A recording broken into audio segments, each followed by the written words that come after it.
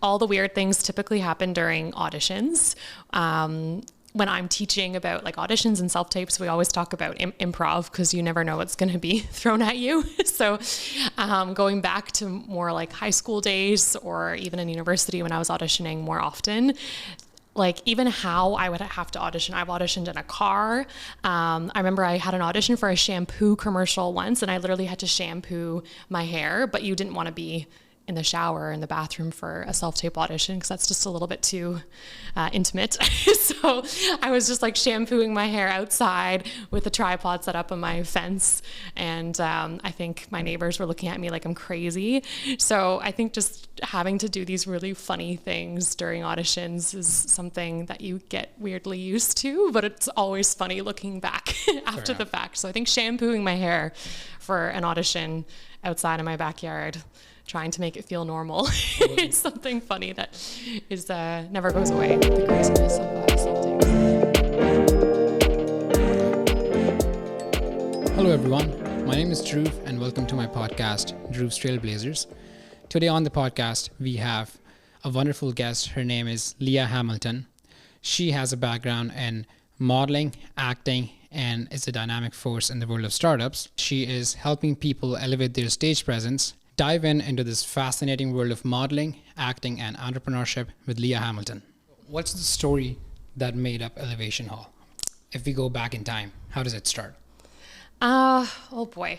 Well, I think my interest in modeling, I mean, if you just look up Elevation Hall, you know, we're an academy and an agency for people who have an interest in, modeling and talent. Right. And that's true. But I think what makes us a little bit different is a true reflection of how I kind of was drawn to it. And I think modeling for me was another way to perform. If someone asks kind of how I got into this, it's like a love for being on stage. It's a love for performing arts. And I think all of those experiences also really helped me be more self-confident and just feel capable for all of life's challenges. And I had a great community of friends and a great community in my family who also love the performing arts. And it's so interesting to me because when people say, oh, you're a model, I quickly kind of correct them and say, well, you know, I just love to perform. I also love acting because modeling sometimes has a very like narrow kind of connotation to it, like, oh, you're beautiful and, you know, you make nice content and you advertise things, but it's so much more than just how you look or how you want to present yourself in images. It's really about performing. And I think I even said this to you a few times that, you know, every model really is an actor. And especially when I'm teaching or I'm interviewing new people who are interested in getting started, typically they say like, I'm only interested in modeling. I'm not interested in acting, or the other way around. But it's really one thing. Every model has to embrace some character development, kind of understanding what you're doing and just developing a little bit of character every time you're in front of the camera. So that's a very long-winded way of saying that's how I got into it. Like, I love to perform. Modeling was another way to do that. The runway was another stage. Right. I love to act, and it just kind of all came together. I was also very tall at a young age. I'm 5'11", and I think I was 5'11" at 13 years old. Luckily, I stopped growing. But so I think, of course, physically that kind of made a connection. You know, go into restaurants in town, and people are like, oh, you should model. So it seemed kind of something that was meant to be. But I was really drawn to it, and I'm still in it because of the love for performing and helping other people discover that passion. Fair enough. And that's very true because, in fact, myself, I did not realize until we were talking about this podcast, and that's when I realized that it's way more than just modeling and acting. Yeah, it's actually performing, and people don't realize that it takes a lot, and it is very diverse too. Mm-hmm. Absolutely. Right. Yeah. So, did you go into school for this kind of field, or and where did you go to school? Yeah. So yes and no. So I grew up, I started modeling when I was 6. My mom was a music teacher, and someone that she taught was modeling at the time, and that connection was kind of made. And so I did a little bit as a kid, and then I was, again, much more drawn to kind of the performing arts side. So I went to Centennial Secondary School in Belleville for the arts program, and I loved it. And I was in the Quinte Ballet School as well, so I did their professional dance program, and I was able to do lots of different summer programs and kind of grow as a performer. And while I was still engaged in the modeling industry, doing those crazy auditions and some fun runway shows, during that time when I decided to go to university, I had two goals. One was to definitely dive into the arts, and also like arts and psychology and arts and personal development, and to travel and explore the world and understand also what I was really passionate about, the arts, from different cultural lenses. So I was able to travel all the way to the north of Amsterdam. So I went to University of Groningen, which is in the north of the Netherlands. How do you pronounce it? Oh, I know. Well, the Canadian way would be like Groningen, but my Dutch friends are going to groan when they hear that. So it has a very guttural G sound, and it's like Groningen. And I lived there for 4 years, and I did my university program there, and I loved it. And yeah, my program is in arts, culture, and media. So yes, performing arts is in there, and arts and society, but I did my research and dissertation on dance and personal development, dance and confidence, and movement and confidence. And I think, ironically, I actually use my degree every time I teach runway or I teach dance, and I really can see how those practices with students, understanding your body, and it really does help have that sense of self and that self-confidence. And yeah, I loved it. I loved my school experience. I was very lucky. And I think a lot of people do not know this, but you did have a full scholarship from Queen's. Yes, this is so I was graduating Centennial, and I applied to Queen's, U of T, McGill, like all the awesome schools in Canada. I love the Canadian education system as well. And yes, I was very lucky to have some different scholarship opportunities. And my parents were like, you can go to Queen's. You got a free ride, basically. It's a great school. Yep. Live close to home, and you can travel in the summers or do an exchange. And I had an invitation to do a dance program in Amsterdam and like a kind of performing arts program right after high school. So like I graduated, had prom, and then I went to the Netherlands for a training program, and I fell in love with it. And something in my gut was like, this is where you're meant to be. So I called my parents and said, I'm gonna stay and I'm gonna travel and look at universities here, and I'm gonna take a gap year. I'm gonna work, because I totally understand that going abroad, that's going to be a different financial cost. So I'm going to make that work and make it happen. And I loved school. So there was times where during that gap year, I could have missed being at, university like I could have been, but I knew I was doing the right thing, taking that year and figuring out where I really wanted to become an adult and start my life. And that ended up being, in the Netherlands in 2016, I moved. Well, you Yeah. moved back in 2016, or I you moved went there. I graduated high school in 2015, Right. so I moved to the Netherlands in 2016. Yeah. Wow. Yeah. How was your experience there? I loved it. I mean, there were times where of course, like any international person, when you're traveling, you miss home. I would say in the first year, you really do feel like an international student, whether even people at Loyalist maybe could attest to this as well. Like the first year, it's all new. You're kind of in your international student bubble. I didn't live in res. I think that really helped integrate into the culture and the society. I lived in a normal apartment with two other Dutch students, so I was integrated into like the lifestyle and the language a lot faster than I would have been living in a residence. But it didn't really hit me until like a year later, like 2.5 years in, when all of a sudden like coming home for Christmas felt a lot weirder than being over there. Like then you really realize that your center of home has changed. That's very true. Just seeing like Canadian streetlights, I'm like, oh, that's not how they look in the Netherlands. Or hearing the sirens, at night when you're sleeping, you hear an ambulance go by, like they sound different in the Netherlands. So like little things would be totally different than what you're used to. But overall, I loved it. They have such a nice balance in life that I think sometimes Canadian culture craves. We definitely live to work and they work to live. And Oh, sometimes I'm trying to find that balance when I'm over here back in Canada. But it was a great experience. Yeah. Well, I'm glad.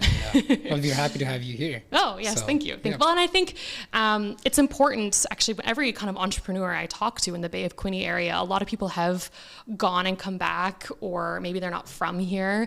And I think it is really important to like think global, but act local as much as possible. And I definitely wouldn't have crafted Elevation Hall, like my business, the way I have if I hadn't lived abroad, modeled a little bit abroad, worked in a different, companies overseas. So I think you can take all of that and then bring it home. Right. And I am young to have a company. I realize that, and I definitely still hope to scale it over time with that same logic. I mean, I definitely don't think I'm done living abroad. I'd love to go away maybe for a year or for a summer, still learn from other agencies and other entrepreneurs, and then bring that back. So it's really nice to have an entity now to execute those ideas and see what works and start building something for myself and local models and talent and local businesses. But I think where I want to take inspiration still comes, hopefully from not just Belleville, but to still travel and work and then bring it home. Right. I really liked how you said, think global, but act local. That's really nice. Yeah, I don't think I coined that. I probably got that from somewhere. but I definitely try to think that way with everything that we do. And it's only getting more important, even in Belleville's community. We're so much more of an international community than it was when I was even growing up. So, to kind of remember that people are coming to Elevation Hall, to this modeling world, from all different types of experiences. I mean, I get emails from leads now. They're like, hi, I'm from Ecuador. I now live in Kingston. I'm trying to figure out how the market works in Canada, or I'm just moved from the Ukraine. I'm trying to see what's possible here in Belleville.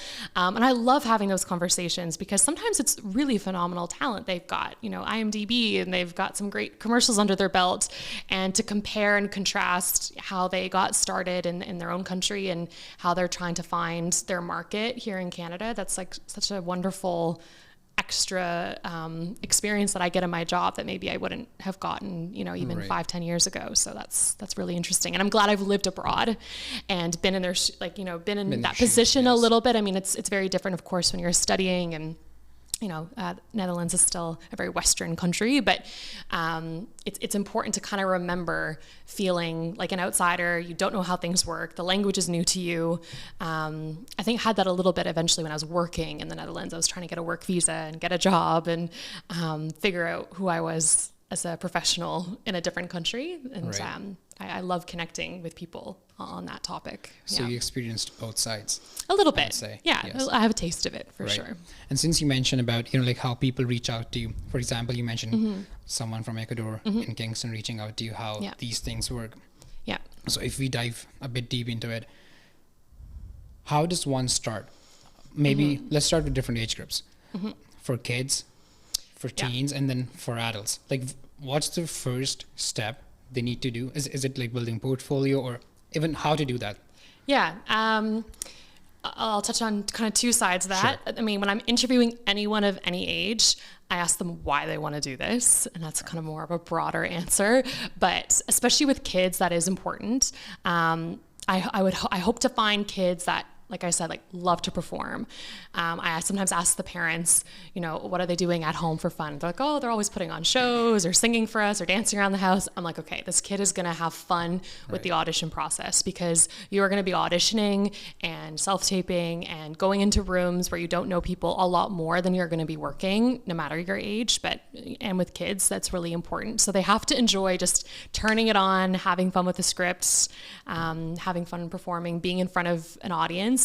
That's so important. But I think that goes for any age. I mean, being a good auditioner and being a good actor, or being a good at castings and being a good model, those are two different beasts. I mean, I think I'm a pretty good model, but I still struggle with casting sometimes. And I'm like, I don't know who these people are, what I'm doing. So I ask them why they want to do it. And hopefully we have a really fruitful, productive conversation about that. And I feel like they can take on the challenge of being, persistent and motivated, and overcoming the challenges of hearing no all the time from casting directors.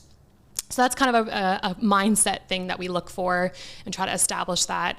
But practically, like, what do you need? Right. I mean, as an agent, we cannot promote you without like media. You know, the more media rich your profiles are, the better we can promote you and help align you with the right clients. So if someone comes to me and they're like, I want to be in Shoppers Drug Mart, you know, I love skincare, I love hair, I want to see myself on the billboard of Shoppers Drug Mart. Right. Well, then you need those types of images and that type of media so we can send that to someone at Shoppers Drug Mart, or that's a very small example. So if you want to be, you know, a hair model, you need great hair, and then we need some images of that great hair. We need some great reels, some great video, and it doesn't always need to be even crazy professional. You don't need to spend, you know, thousands of dollars on getting this media, but you do need just good media that represents you, that also helps align you with the right clients. This will kind of go into one of the sayings. I think you have it in your notes that I always say, and it's my favorite saying, and I often use it when I go to agencies, and actually other agencies have called me and said, hey, can we use that saying? I was in Montreal recently, and a lovely agency partner was like, we use that phrase all the time, and the phrase is like, every model is a startup. Wow. So every model is a startup business, you know, and then I think it's so important when you're starting as any type of artist that you see yourself as a business. Like, if you want to make money at this, if you want it to be some sort of revenue stream, you need to understand like your product market fit. If you read like, you know, best practices for startups, they're going to be talking about finding product market fit, and it's the same for a model. So that's like, you're your product. What do I look like? What are my skills? What are my assets? What am I good at? And how can I find a market for that? So going back to the Shoppers Drug Mart example, if you really want to do skincare or beauty products, like, okay, do you have good skin? Do you have good hair? That's great. You know, that's probably a potential product market fit. And then we need to get the right media to show that to clients. So yes, building a portfolio and figuring out what type of model you want to be, getting the media to back that up, and having a good agent who's going to, you know, make those cold emails and those cold calls to new people to hopefully make and foster those connections between the model and the client. Right. Yeah. That's actually very true, because people sometimes don't realize there's a checklist to follow, right? You can't just, hey, I'm going to use Shoppers as an example again. Sure. Like, hey, you want to be on the billboard of Shoppers. So yeah. So I'm just going to summarize the checklist again so that it just gets easier to follow. Yes, that was a very rambling answer. No. Yeah. So the first thing is they make a portfolio. Mm-hmm. And when we say they make a portfolio, that means that they have to go get their digitals done, right? Digitals are part of a portfolio. Okay. So I would say, yeah, it's a nice fun fact. Like, there's two types of media, I would say, that support a model's career: model digitals and a portfolio. Digitals just showcase you. So if I took digitals of you, Drew, today, it would just be like, what's your hair like right now? What's your skin like? What's your body type like? It just describes the attributes of that model. All right. In that point in time. Model digitals can be quickly taken on your cell phone or by a friend or a family member, so that you're not taking them selfie mode, but they're just seeing your body. And digitals should be done regularly. You know, sometimes your hair and skin changes seasonally. So digitals just show what that model looks like in that point in time. Whereas a portfolio shows like your working potential, what type of work you can do, what type of clients might be a good fit for you. So at the very beginning, again, think about, what type of model do I want to be? Right. My pictures should reflect that and reflect that potential. But those are two different things. Digitals are all about the model, and a portfolio is all about the work. So digitals is like, you know, just pictures and that we are taking from our phones. Yeah, it's very simple. Right. Yeah, sometimes they're done more professionally, but they're just good lighting, simple clothes, form-fitting, some close-ups, some full body shots. And those digitals are typically what you submit to an agency for consideration, because when you're submitting yourself to an agency, that's different than submitting yourself to a client. An agency just wants to know like the bone structure of what they're working with here, you know, like what's your hair like, what's your teeth like, what's your body like, and then from there, if you're accepted into an agency or if you're freelance, once you kind of have those digitals, you can think about, how do I want to build my portfolio? So that is a part of portfolio. Yeah, right? Yeah. Okay. It's a part of your promotion material. Right. Yeah. And then, so when you mentioned that the portfolio includes what kind of work you want to do, so is that like, is it more theoretical, or or do you portray yourself in that kind of work environment? Just simply like, well, portfolio is sometimes easier to understand once you're doing work. Obviously, if you have a bunch of cool magazine opportunities that you've done, or different advertisements you've done, like your portfolio would just be examples of the work you've done. Like that's kind of an easier thing to understand. But when you're getting started and you haven't done any jobs, you haven't done any work yet, what goes in a portfolio? Your potential to work. So you'd book a test shoot. A test shoot is typically something that's done at your agency, or maybe something you book on your own with a local photographer, and it will reflect, your potential to work in fashion, or your potential to work in beauty, or if you're an actor, it would just be your headshots. So again, thinking about what you want to be in your portfolio and work backwards. Right. Yeah. And then, so if a model comes to you and they want to work on themselves too. Not everyone has maybe 100% confidence, or they want to improve in public speaking maybe. Sure, yeah. How, and I mean, if I talk about you here, whoever interacts with you can easily say without a doubt that you're full of positivity, and, you have a lot of confidence, how to, you're really good at public speaking too. Thank you. And then you've built Elevation Hall. So what advice would you give to someone who's new to this? How can they build themselves up?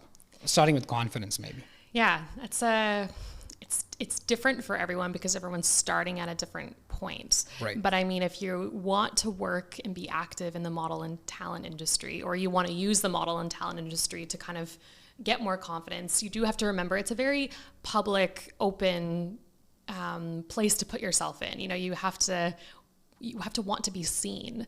Even as an example, models who aren't using the power of social media, they know they're not posting on Instagram or something, that I'm like, are you sure you want to do this? Because the whole point of being a model is you're going to be seen, whether that's visually with your body and your looks, or if you're more about, like you say, a public speaker, or, a leader of sorts, then you want to be heard, you want to do podcasts and put yourself out there and put your ideas out there. So, really tap into that and think, okay, do I want to be seen? Because anyone who's getting started, you just have to kind of get used to that idea of it's a vulnerable position, and if you haven't done that from a young age, maybe coming into your 20s, you think, I really want to put myself out there, and I want to be more open and more well-known, then that can be a big shift. And like you say, modeling can actually be a great way to do that. If you are lacking, or not lacking, but you want to work on your self-confidence and you want to grow personally, then just getting in front of the camera and being,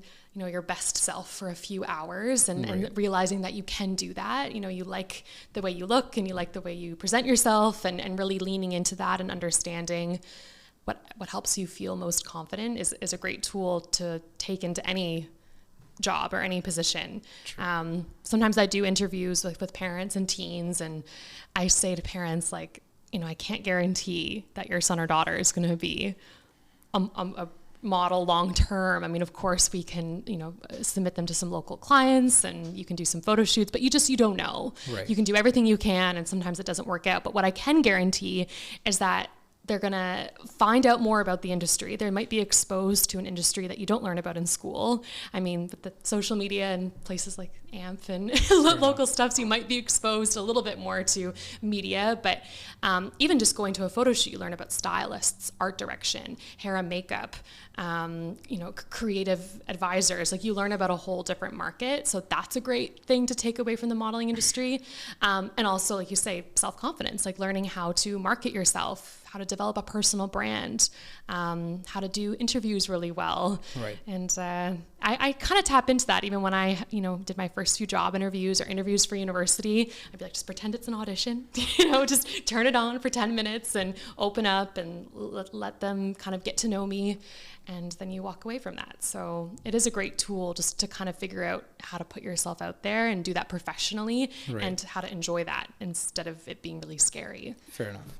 I mean, yes, if the whole point is to enjoy as well, right? If you're not enjoying it, then why are you doing it in the first place? Yeah. Right. Yeah. And I also really liked how you said it starts at a very young age, because I think parenting is fairly involved in building a kid's confidence. And I know that you have a very good relationship with your parents. And yeah, anyone who would start talking to me like very early on and be like, I have the best parents wow. in the world, like in my opinion. They're very unique, but they're both really strong individuals. I think they both really know who they are. They both have their own interests as Right. well.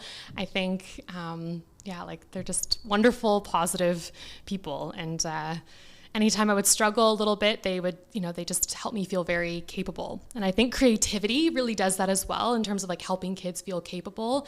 It's a very magical thing to like have an idea and then make it happen. Right. So if you can do that as a kid, you have you like this piece of music and you're dancing, and then you can actually perform a dance. Like that's powerful. And even with runway, when I teach runway or movement or something, and you see these little kids like really nervous at the beginning, they're in front of the mirror, they're not looking at themselves, they're just like walking slowly.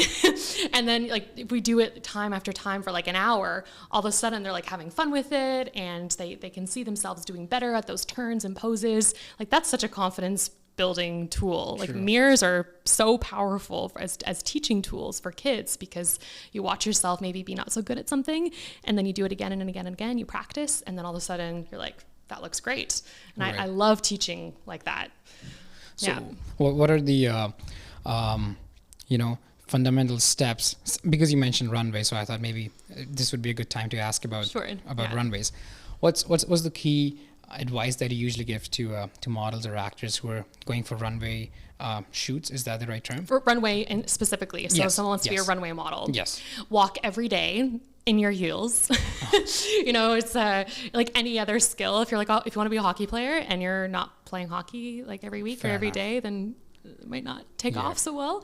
And being a model, it seems so much more accessible, and it's a different type of skill, but you still need to kind of tap into that every day, even if it's like you're walking your dog, just like put on the good music, fix your posture, and like tap into that those skills every day. So it really does come down to practice. Right. I do scout a lot of dancers, because I do think dancers have a different musicality when they're on the runway. They can kind of play with the beat, and they have better posture. So I think if you're really, really interested in runway, maybe doing a ballet class on the side just to help Right. with or yoga or Pilates to help with your core strength and to develop that musicality. But it would be play with your music, practice every day, and get as comfortable as possible in heels. Right. Like there was one time I did a runway show when I was younger, and I'm a size 9, and I had to wear a size 7 shoe.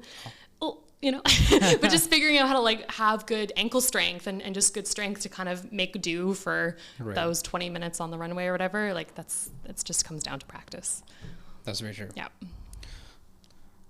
So, well, since you're in Canada, and this is about how people can get into this field, is it different in different provinces, or is the approach same? I think the opportunities are different in different provinces. I have like a membership program. It's remote, so it's really accessible, and I have like a personal consultation with everyone that's a member, and then we do some online workshops.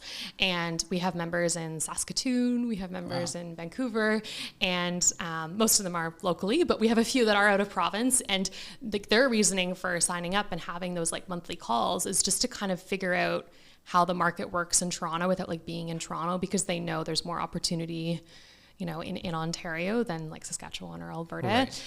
It's not saying there's no opportunity. I think there's local markets everywhere. And if you're really interested in starting as a model and actor, like tap into your local market. There's probably a restaurant that's like really wanting content with models, or a local boutique or a hotel. So tap into that. But obviously, if you really, really want to make this a long-term career, you got to be where the jobs are. And Fair enough. that might mean moving to a bigger city one day, just so that you're more available to the castings.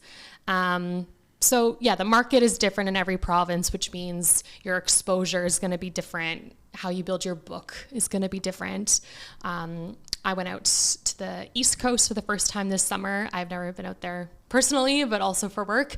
And even just the caliber of photographers is sometimes just different. I'm not saying bad or worse, but different. So many people end up shooting with like a wedding photographer, which they're beautiful images, but they're not fashion. Right. So again, like kind of just understanding The right niche. the right niche, Yeah. that right product market fit, and making Right. sure your portfolio reflects that. If I meet with a model who's not in Ontario, typically getting that portfolio up to speed is a longer process than if someone's been like shooting with Toronto photographers since day one, and those Toronto photographers are also shooting for the clients that model wants to be working for.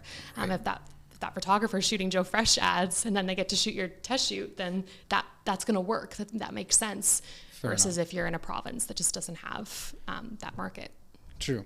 So how does Elevation Hall help clients get these projects? Yeah, I think right now, we have like. I'm sorry to interrupt, okay, no but problem. I was just going to say that I will mention your link so that they can reach out to you. Reach out. They can directly reach out to Elevation Hall and find out more. But and if you can share. A little bit about that. So we do have, I guess you can call it like the more academy, kind of open to everyone, and that's really important for me to have. I do have a small roster of models that I develop one-on-one, and I help them get placed or help them get local bookings. But it's important to me to keep that roster a little bit smaller so that I have time to really connect with those models weekly or bi-weekly and really like help them through all the stages of their career. But Elevation Hall as a company is very open, and that's really important to me as well because we want to share this knowledge with as many people as possible, no matter what province you're in or what country you're in. So I think the biggest challenge for Elevation Hall is that we take a very custom approach. Right. I'm very honest about the fact that like what is going to be good for you as a model would totally be different than what's good for me. If we were both getting started right now, we Right. look very different. We'd have different markets. So that's why we have, for example, like the membership option where like that training and those consultations are very specific to you. And you don't have to be working with me as an agent to have those consultations and that training that's open to everyone. Oh, wow. And then the agency is like very small. We work with local clients and help people get placed in the bigger markets. So that's kind of like a two-sided company. But I think our most popular product, you could say, is like the model boot camps, which Right. I love my boot camps. Anyone can sign up for those as well. Sometimes I do have more advanced ones for people who are already working models or agency represented models, because like how they want to elevate their skills is very different than someone who's just getting started. But when we travel with those boot camps, it's typically people who are maybe not beginners, but they're also not working full time. There's like that big space in between where, Right. hey, I've done a runway class, I've done a photo shoot, but I'm not working yet. Or I've done a course, but I'm not with an agency yet. So I kind of like that in between space, and those boot camps are supposed to help you get a better understanding of how to market yourself, do a new test shoot, work with someone one-on-one, have fun on the runway, and then hopefully you have a better idea of how to take your career to the next level. So like boot camps and memberships open to everyone. And then if I think there's a good fit and I feel like I really can book you work, that's when you kind of go on to the smaller roster. I did want to mention about how you have those one-on-one consultations with your clients, because it does have a big positive impact on the client. So they know that their agency is not just there to take their money, and they're there to, have that personal touch with them. And I have that personal experience, so I can second that. And I feel that that's a very, very good thing with the clients. And then the second thing is, I wanted to ask, what is your best project so far? Yeah. Okay. Two very different answers, so let me take a breath here. Well, going with the one-on-ones, I'm glad that you've had a good experience with that. It's really important. And two things to say to that. I mean, going back to what I said about like every model is a startup. That's like what I come back to every time I'm making a new project or planning a meeting or something. I had a startup business in a totally different industry from 19 to 23, and we were often looking for investors. And I think there's a big parallel between like a beginner model looking for an agency or an agent and like a startup business looking for an investor. When I sign a model or a new member, I'm not necessarily investing money into them, but I am investing time. And that's our big commodity as an agency. Like, how much time can I put into this model to help them find clients, help them be marketable, feel good about what they're doing, learn along the way, et cetera, et cetera. So, and that's how I see it. When you want to work with me, I'm going to invest in you. So having those one-on-one calls is really the only way to do it. I mean, we have workshops and open schedules and stuff too for people to drop in and learn, but I think having that kind of model investor type of relationship too is really important. And sometimes it's not me investing you. Sometimes we'll bring in a specialist to talk about wardrobe or to talk about branding or talk about photography. So, you need to invest in this, but we also need to invest in you as an agent. It's a two-way street. Right. That's like a big misconception when models who are just getting started, they're like, oh, I want to be hired by an agency. Like, you're not going to be hired by an agency. You're a business, and you're looking for a partner, another business to partner with you and help you grow your business. So that's I really like having those membership calls, because the more I can help that model have that mindset of, hey, you're investing in your business. I'm like a coach. I'm an investor. We're working on things together. The better our relationship goes, because we both have a shared understanding of what's expected of you and what's expected of me as an agent. So I love having those calls. And second to that is Elevation Hall is brand new. I'm still young. So, and the business is really young. I'm still learning about what's going to be best to set up a modeling agency in the long run. So having those calls is great feedback. When Elevation Hall is, it was a sole proprietorship and much smaller for little projects from like 2021, but we've only really been at this solidly for a year, and having those one-on-one calls is great data for me to go, okay, that resonated, that workshop worked. Well, they totally need another business class. Like, it's really good information of our business model and what's working well for model development. So it's not just for the models, it's also really good for us. It's a two-way street. Right. But yeah, I'm really glad with how that's going. And then I think you had a question about what's my favorite project so far. Yes. What's your best experience or best project that you had? As a model or as a business owner? Let's do both. Oh boy. Oh. Okay.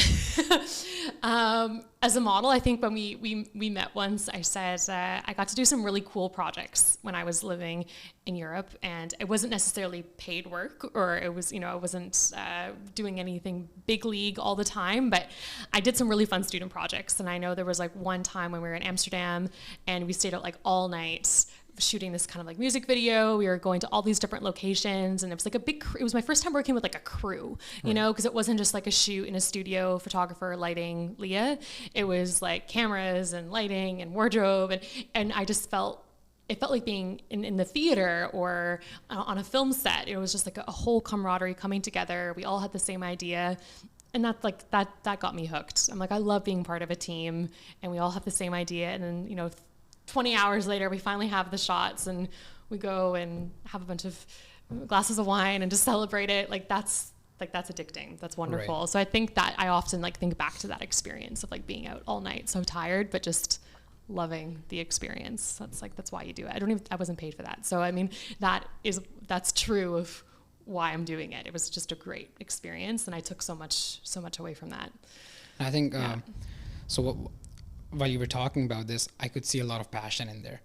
And I think the first thing that really, when it really comes down to it, is if you're really passionate about it or not. Because you said you didn't even get paid for that one. That was your first kind of shoot. But then that was me investing in my job. I always say to models too, you want to be really mindful about where you're putting your time. Something either you should be compensated for something. It is a job, it is a business.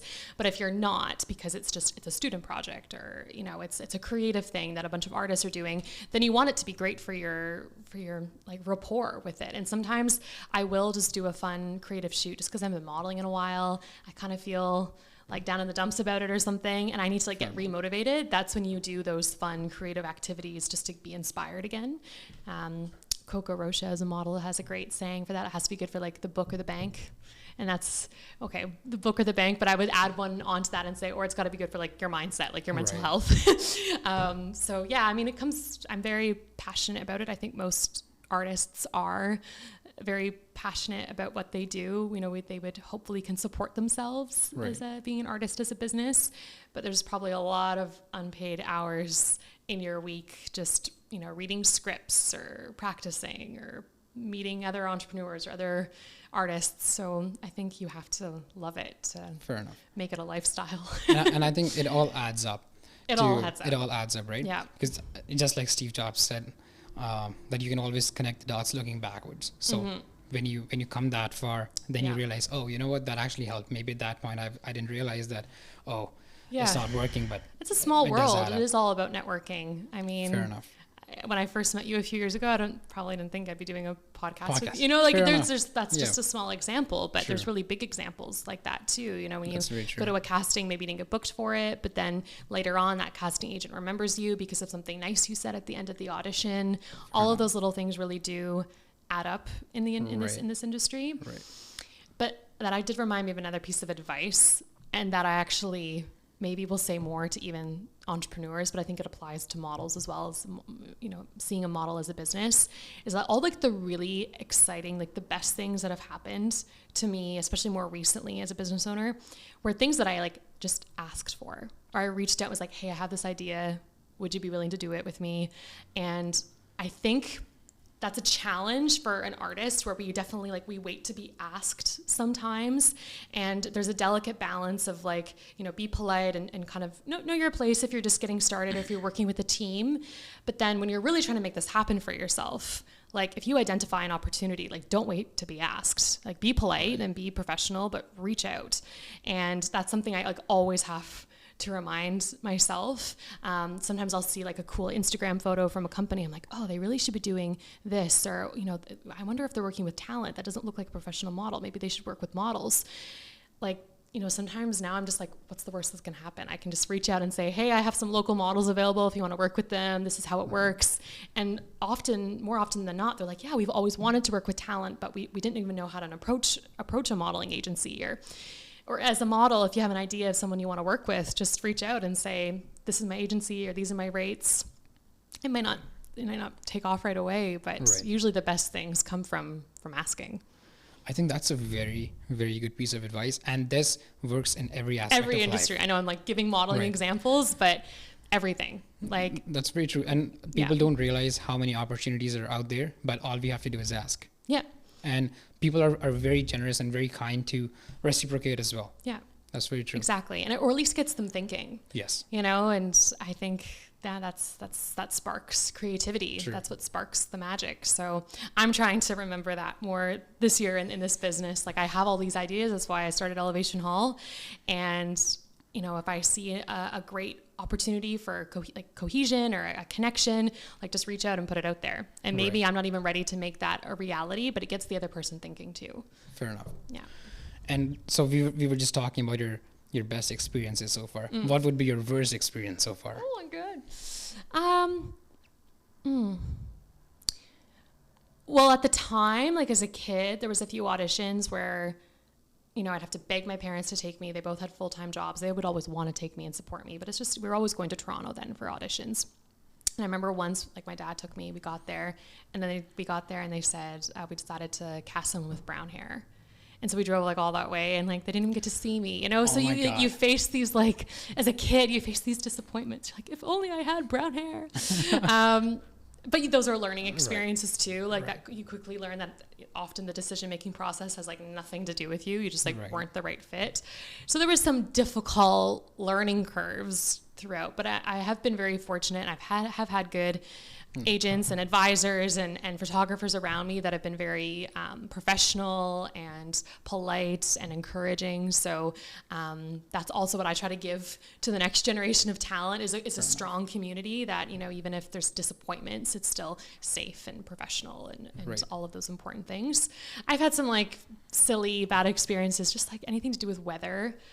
So many people prefer to like model and shoot outside. I love a studio. I love a controlled environment. I'm not a very outdoorsy person. There's been a few times, actually more recently, I was doing a creative shoot and I was like lying in the marshes and then I saw like a snake and I'm like, oh my God, I have to stay still and I hate snakes. You know, they're just like little things, but you're going to have that in any job too. Stories are just more entertaining in the modeling world sometimes because they're kind of extreme. True. Yeah, so there's like some bad experiences there for sure, but we're looking forward to the good ones. The good ones. Absolutely. Yeah. Well, like I said, just coming together with a team, and it's always the things that you don't expect if I'm trying to give something specific. I walked in a great fashion show for a Canadian designer, Joseph Tassini, last year, and that was kind of my first show in a long time, and it was a huge show. I think there was like 60 models in it. It was at a really cool art gallery. I met so many great new people, and it just reminded me of how much talent there is. I mean, it was in Toronto, so that's not local to the Bay of Quinte area, but it's still local enough where I'm like, right, I don't need to be in New York or in Europe again to have these experiences. And I'm still like texting people from that show. So I think that was a really great recent experience. Yeah. He just had his show again in Toronto like a couple weeks ago. I should check him out. He's very nice. Oh, that's very nice. Yeah. And since we were talking about some disappointments beforehand, and what advice would you give to models or actors that how to take disappointments? If their auditions don't go well, what should be their mindset after that?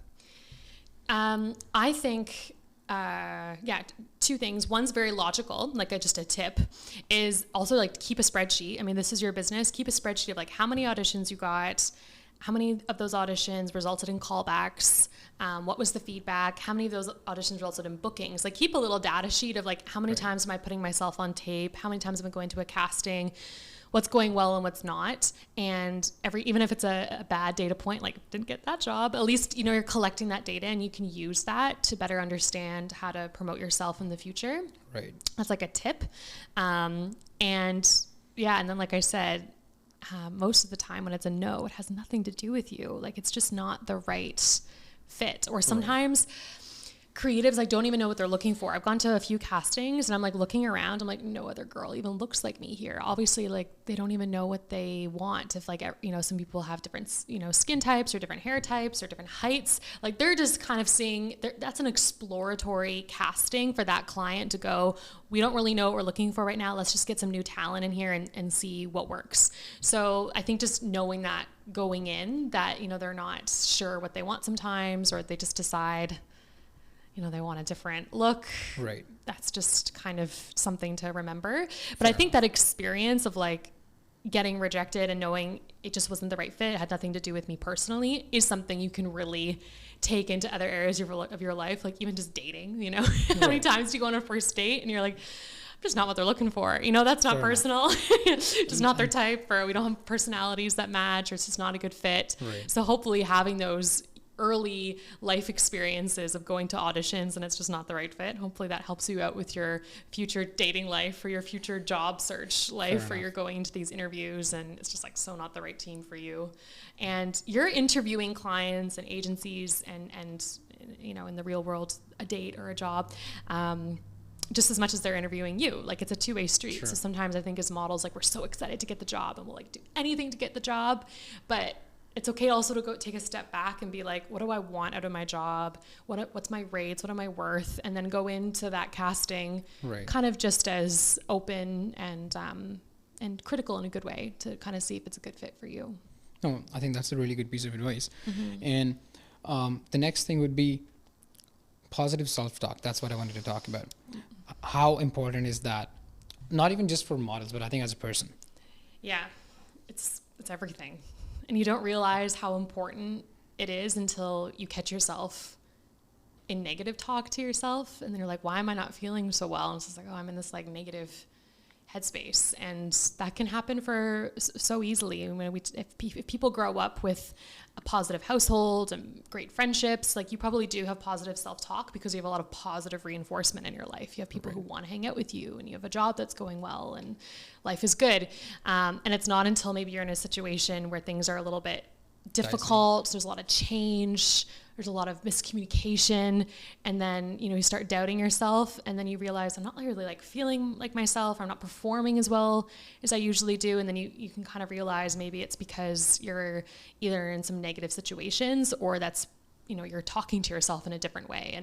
And I think that's everything in life, period, is like, how do you talk to yourself? There's actually a really good book on this. I can't remember who wrote it. It's called Chatter. Yeah. And it's like how, that inner voice kind of, it just sways our life. And hopefully from modeling, you can develop that bit of positive self-talk, because you are putting yourself out there. And if you're doing that in a way that feels like an accomplishment and that you're capable of things, I think that really can spill over into other areas of your life, and you feel more capable and strong and happy. But in a modeling or life, I think talking to yourself and being kind, like looking in the mirror and saying nice things is going to make you just feel better and radiate that positive energy. Yep. Yeah. Since you mentioned about the book, and I was going to ask you, do you have any top 2 or top 3 books that you would recommend someone? Doesn't have to be specific to modeling, but one that I think is really accessible, I think it's good if you read it at 15 or 50, is called The Source by Tara Westover. And she is also a neuroscientist who has a great Instagram account and shares like fun little tips too, just about how like the power of manifestation and self-actualization, and the power of even just mood boarding, which I know sounds maybe cliche now because we hear it all the time on Instagram and stuff, like make a vision board, but just how little things like that we hear, how that actually does help our brain. There's like a lot of science behind it. If you have a mood board of all these goals that you want, it's not that just staring at it's going to make them come true, but having those like visual reminders of what you're working towards will subconsciously help you make better decisions that lead you towards those things. So, if I have a picture of like a dream house I want to live in one day or something, it's very material, but it's not necessarily that just staring at it is going to get me that house all of a sudden, but maybe it'll help me make better financial choices, or it'll help me look for property. You just kind of subtly helps you lead to those goals. And I think that's really important when you're a student. I know which story you're going towards here. This makes me sound like such a nerd. Oh my God. Anyone I went to high school with is going to roll their eyes. But yes, like on the first day of school, you'd get your timetable. This is a story of like manifestation for you. And I would have like all the courses I had that semester, and I would literally write down the grade I wanted in each of those courses, and I'd put that on my mood board. And I would stare at it like all the time when I'm doing homework. And I would look at a test that I have coming up and going, okay, I kind of need like around this grade. And I'd study for that, or try to get some buffer from like an extra project or something. And it sounds really nerdy, but like more often or not, like I would look at those goals and look at the report card. And sometimes it was like right on the dot, or like 1% or 2% off. And it's not about trying to be like an overachiever and get it or something. It was just like setting goals and being like, I can do it. This is totally in my power to achieve this. It's not in anyone else's control. And now I kind of do that with the business. I'm like, okay, how many members do I want to support this term or this year? How many new clients do I hope to bring in? And it's just having that clearly stated somewhere, and the more clear your path is, like if you don't have clear goals, you don't know where you're going, and you are going to feel scattered all the time. And when I started this business, I had some trouble because of that. It seemed like the whole world was open. I wanted a little bit of everything. I was saying yes to everything, and that kind of put me in a place where I was just like too busy, too tired. And so you have to take a step back and be like, okay, let's like pick 3 things that I'm really excited about, that's going to be sustainable and good for the business, and let's put it on the mood board. And every time I sit down on my laptop or sit down with a colleague or something, like that's what we're working towards. And give your time and give yourself space to change that. Things evolve, goals change, but at least you're intentional with your time. But yes, The Source by Tara Westover is the book I would recommend. It's great if you're in high school. I read it actually after university, and it was sort of like just giving explanations for things that I was already kind of doing, or I was giving tips to how to make, meditation and manifesting into your everyday life. So I really recommend it. She's great. Well, that's very nice. And I'll make sure that I get that book too. Yeah, I have a copy if you want to borrow it. Oh, perfect. The Elevation Hall Library. That makes it easier. I actually really want to do that one day. Have like a library. People can come in and just borrow books that are great for your modeling career or your life. Just borrow them. It's like a really nice little extra. Or it'd be a digital library probably. That's very sweet though. Yeah. People can come in and... Yeah, like a book club. Right. Yeah. So, well, actually, so since we're towards the end of our podcast, and who's your favorite actor? Since we're talking about acting. I loved Maggie Smith, and she just passed away, unfortunately, but I loved her career. She did so many things on stage. She did movies. She did some big films, TV. I love Maggie Smith, and when she passed away, I watched like Downton Abbey again and some Harry Potter films, and I love her. She's just such a great delivery. I guess another favorite actor would be Keira Knightley. Mm-hmm. Again, like this is just about what types of movies I would have loved to do. Like I love historical fiction, historical drama. So I think, and they're all also very talented. Right. And they're all like someone like Keira Knightley. She's also like her own brand. You know, she has deals with like Coco Chanel, and she's modeling as well. So it's very a well-faceted career, which is something that I look up to with fellow models and actors. Yeah. Well, I wish you all the best with Elevation Hall. Thank you. I appreciate it. Thank you so much for doing this podcast, Leah. My I'm pleasure. sure all the viewers who will be watching this podcast will learn a lot, not just about modeling and acting, but about different areas of life, as you mentioned. And thank you. Yeah, my pleasure. Thanks, Drew.